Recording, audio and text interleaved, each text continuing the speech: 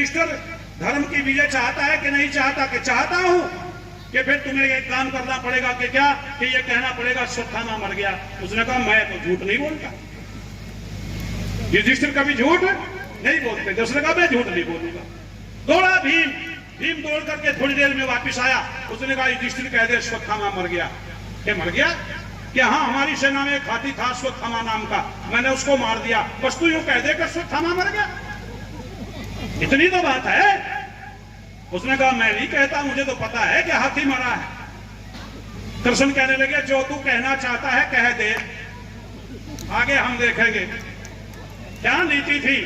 द्रोणाचार्य के पास गया और उसने कहा अश्वत्थामा हतो हंति कुंजरो वा नरो वा। जब उसने कहा अश्वत्थामा हतो हंति, अश्वत्थामा मारा गया, कृष्ण ने शंख बजा दिया।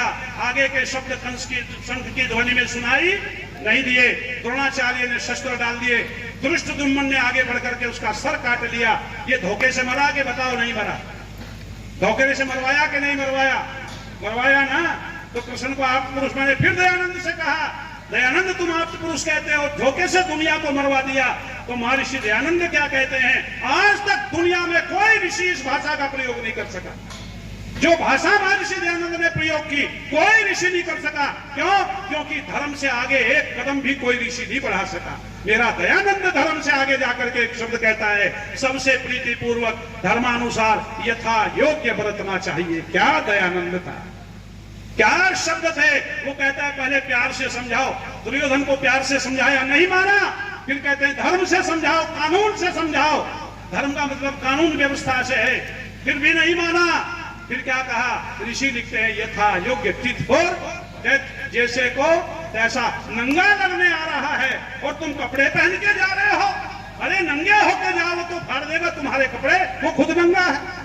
ने वो मार मारी कि घायल होकर के कैंप में चले गए हैं। मरहम पट्टी हो रही है और मरहम पट्टी हो रही है कि अच्छा। तो अर्जुन कहते हैं माधव बस युद्ध को यहाँ बंद कर दो, मैं भाई के दर्शन करना चाहता हूँ, मैं भाई से मिलना चाहता हूँ। और जब ये बात आई पंडित जी,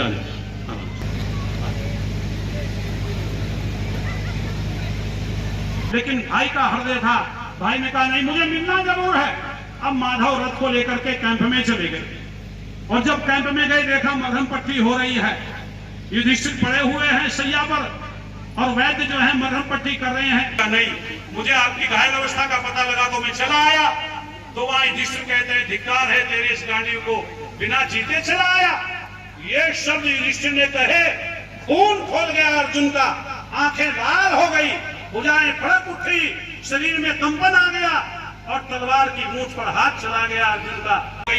कंपन हो गया तुम्हारे शरीर में। अर्जुन कहते हैं हे माधव तुमने मेरी प्रतिज्ञा नहीं सुनी। उसने कहा कौन सी प्रतिज्ञा कर ली तुमने? कि जो मेरे गांडियों को धिक्कारेगा उसे जिंदा नहीं छोड़ूंगा मैं। गांडियों को धिक्कारा है इसलिए युधिष्ठिर जिंदा नहीं रह सकता। पढ़ना महाभारत को पता लगेगा, झूठ नहीं बोला जाता इस मन से।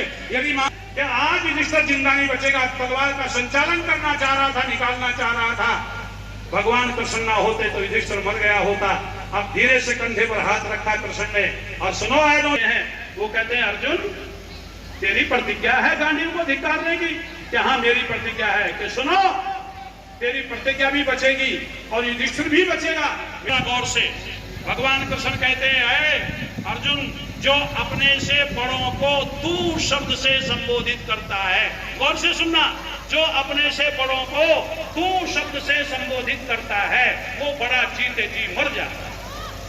सुन लेना, आप शब्द से संबोधित करो जाता है वो बड़ा जीते जी मर जाता है। और चैप्टर पढ़ना, वहां अर्जुन ने युधिष्ठिर को तू कह करके संबोधित किया और युधिष्ठिर नीची गर्दन करके सुनता रहा, क्योंकि आज तक भाई ने अपमानित शब्द नहीं बोला था।